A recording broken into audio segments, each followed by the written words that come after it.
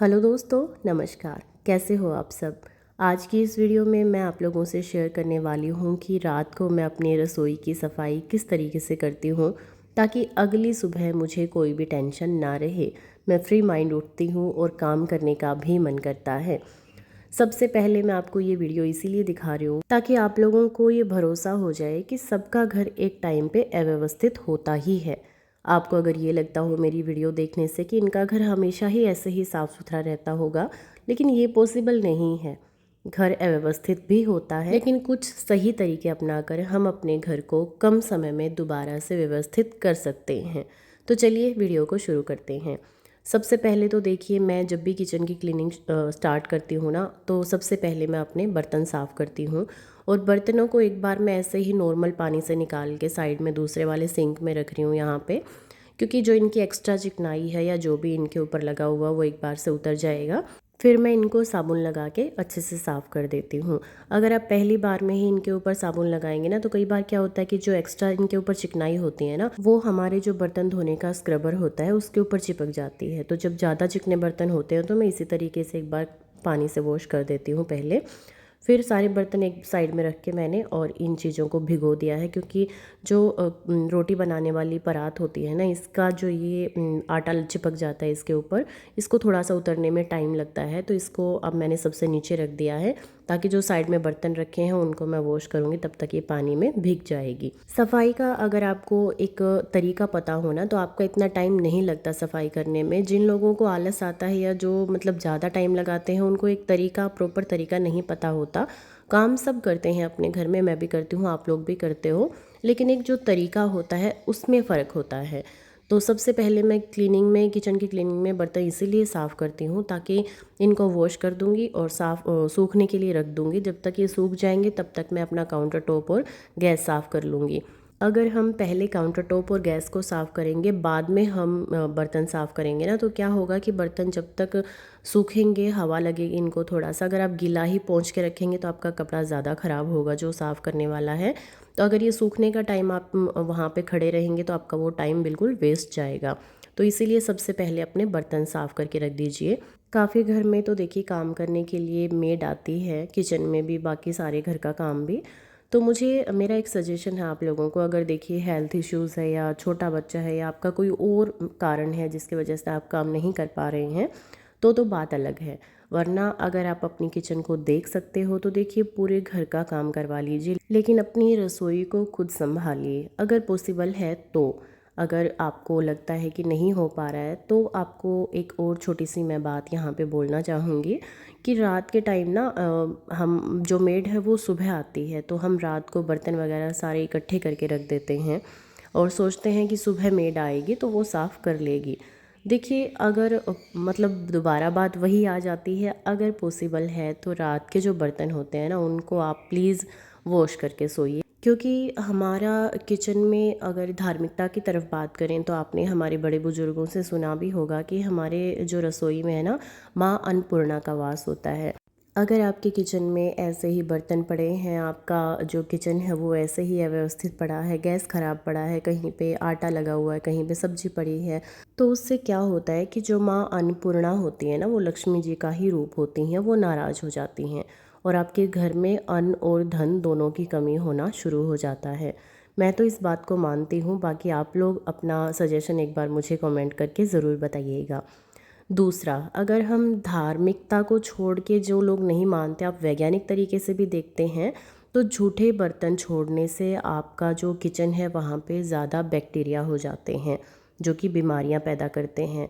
तो देखिए, रात को किचन क्लीन करना बहुत ज़रूरी है, ख़ास करके जो झूठे बर्तन होते हैं। और गैस की सफाई आपने ज़रूर करके सोना है। एक, जब भी आप रात को अपनी किचन की क्लीनिंग करके सोते हैं ना, तो सुबह आप बिना टेंशन के उठते हैं, क्योंकि एकदम से सुबह सुबह अगर आपको किचन क्लीन करना पड़ेगा तो फिर टाइम ज़्यादा लगेगा। और सुबह इतना टाइम होता नहीं है किसी के पास में, क्योंकि किसी के बच्चे स्कूल जाते हैं, कोई खुद जॉब करते हैं, या फिर किसी के हस्बैंड ऑफिस जाते हैं, तो सुबह सुबह इतना टाइम हमें नहीं मिल पाता कि हम अपने किचन की क्लीनिंग कर लें। और कई बार आपने देखा होगा, हम किसी के घर जाते हैं तो वहाँ पे बहुत ही गंदा सा किचन होता है, तो आप लोग आते ही सबसे पहले इसी मैटर पे बात करते हैं कि उनका किचन रसोई देखा था आपने कितना गंदा था। चाहे उन्होंने खाना कितना भी अच्छा बनाया हो, लेकिन आपका खाने का मन ही नहीं करेगा। दूसरी तरफ अगर किचन बहुत ज़्यादा साफ़ सुथरा है किसी का, तो अगर उन्होंने खाना अच्छा नहीं बनाया होगा तो भी आप घर पे आके ये बात ज़रूर बोलेंगे कि खाना बेशक से अच्छा नहीं था, लेकिन किचन को उन्होंने बहुत अच्छे से रख रखा था। तो ये चीज़ें होती हैं। मैं अपने काउंटर टॉप पे आपको हमेशा बोलती हूँ कि बहुत ही ना कम सामान रखती हूँ। अगर आपको लगता है कि आपके पास इतना टाइम नहीं होता आप अपने किचन की क्लीनिंग कर लें डेली डेली, तो आप एक काम कर लीजिए, अपने काउंटर टॉप पे ना बहुत ही लिमिटेड सामान रखिए। तो जब आपको पूरा स्पेस मिलेगा खुला साफ़ करने के लिए, तो आप जल्दी से कर पाएंगे। अगर आपने अपने काउंटर टॉप पे भर भर के सामान रख रखा है, तो फिर आपको बिल्कुल ये लगेगा कि इतना सामान हम हटाएंगे, दोबारा से क्लीन करना पड़ेगा, तो इतना टाइम मेरे पास में नहीं है। तो वहाँ पे ज़्यादा प्रॉब्लम आती है। अपने काउंटर टॉप पे बहुत ही लिमिटेड सामान रखिए, ताकि आप क्लीनिंग करते टाइम आपको अच्छा भी लगे और आपको सुविधा भी हो जाए। तो यहाँ पे देखिए, मैंने पहले अपने काउंटर टॉप को नॉर्मल कपड़े से साफ़ कर दिया था। दोबारा फिर मैंने जो है मैं एक ये स्प्रे मैंने होममेड स्प्रे बना के रख रखा है, इससे ही मैं क्लीन करती हूँ। मैंने आपको पहले भी इसके बारे में बताया था पिछली वीडियो में शायद, या फिर उससे पिछली वीडियो में। तो इस तरीके से मैं दोबारा से इससे साफ़ कर देती हूँ, ताकि जो भी काउंटर टॉप पे चिकनाई हो जाती है ना, वो साफ़ हो जाती है। दूसरा जो मैंने अपने यहाँ पे 3 ही कंटेनर रख रखे हैं, कॉफ़ी, चीनी और पत्ती का, चाय पत्ती का। तो इनको भी मैं एक बार साफ़ कर देती हूँ, क्योंकि ये 3 कंटेनर ऐसे होते हैं जिनमें सारा दिन हमारा हाथ लगता ही रहता है, क्योंकि चाय बार बार में बनती रहती है घर में। तो इनकी भी मैं डेली क्लीनिंग कर देती हूँ। रात को हल्का सा कपड़ा लगाना होता है।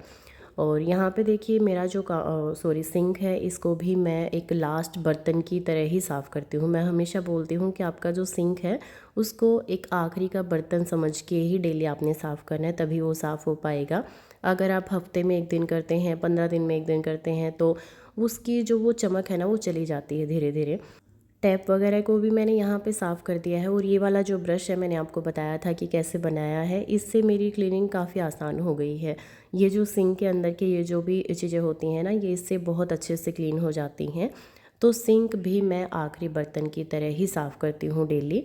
फ्रिज के ऊपर भी मैं एक बार हल्का फुल्का सा कपड़ा लगा देती हूँ, क्योंकि यहाँ पे भी पता नहीं कहाँ से धूल आ जाती है। और फ्रिज का जो कलर है वो ब्लैक कलर है, तो इसके ऊपर अलग से दिखता है। फिर कैबिनेट के जो ये ऊपर का हिस्सा है ना, इनको भी मैं इस तरीके से डेली साफ़ कर देती हूँ, क्योंकि हमारे किचन के जो कैबिनेट हैं, इनमें यहीं से पकड़ के इनको ओपन किया जाता है। इनके ऊपर हमने हैंडल नहीं लगवाए हैं, तो ये भी डेली साफ़ करने पड़ते हैं, क्योंकि कभी यहाँ पे आटे के हाथ लग जाते हैं या कुछ भी सामान निकालते हैं, अगर हमारे हाथ ख़राब हैं तो वो यहाँ पे धब्बे लगी जाते हैं। तो इसको मैं डेली साफ़ करती हूँ।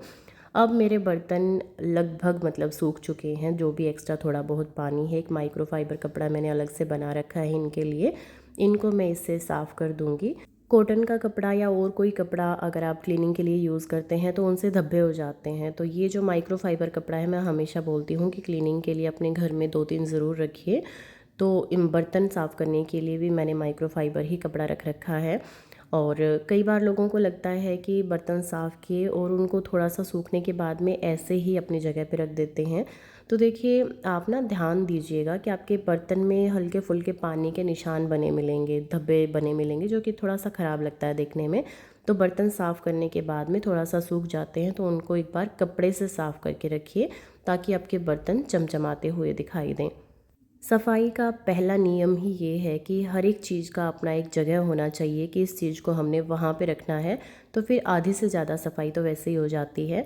ये शू रैक था, तो वो उसका बाहर का कपड़ा फट गया था, तो मैंने इसको बर्तन रखने के लिए अपने किचन में यूज़ कर रखा है। इसको भी मैं रात को साफ़ करके सोती हूँ, ताकि अगली सुबह जब मैं इसके ऊपर बर्तन रखूँ, तो इस पर कोई भी बैक्टीरिया वगैरह ना हो। लास्ट में मैं यहाँ पे पोछा लगा देती हूँ। और फर्श का पोछा लगाने के बाद में जो सिंक के नीचे का एरिया है, जो ये डस्टबिन है, इसको मैं बाहर रखवा दूँगी मम्मी से। मम्मी इसको बाहर डाल के आ जाती हैं, और सुबह जो कूड़े वाला है इसको ले जाता है। सिंक के नीचे का जो हिस्सा है, इसको भी मैं अच्छे से साफ़ करके सोती हूँ, क्योंकि रसोई का मैं हमेशा बोलती हूँ, यही वो एरिया है जहाँ पे सबसे ज़्यादा बैक्टीरिया या कीटाणु होते हैं। तो देखिए इसको भी मैंने अभी अच्छे से साफ़ कर दिया है। हर काम में सिर्फ 5 मिनट, 2 मिनट, 3 मिनट, 4 मिनट ऐसा करके सिर्फ 20 से 25 मिनट आपको लगते हैं और आपका जो किचन है वो एकदम से चमचमा जाता है। किचन की पूरी क्लीनिंग होने के बाद में मैं अपने माइक्रोफाइबर कपड़े से, जिससे मैंने सफाई की थी, लास्ट में अपने सिंक एरिया को भी इस तरीके से ड्राई कर देती हूँ ताकि इसमें कोई भी बैक्टीरिया ना आए, क्योंकि अगर यहाँ पे वेट रहेगा, गीला रहेगा तो बैक्टीरिया के चांस ज़्यादा हो जाते हैं। तो देखिए आप खुद देख सकते हो कि पूरा जो सिंक है वो अच्छे से क्लीन हो गया है।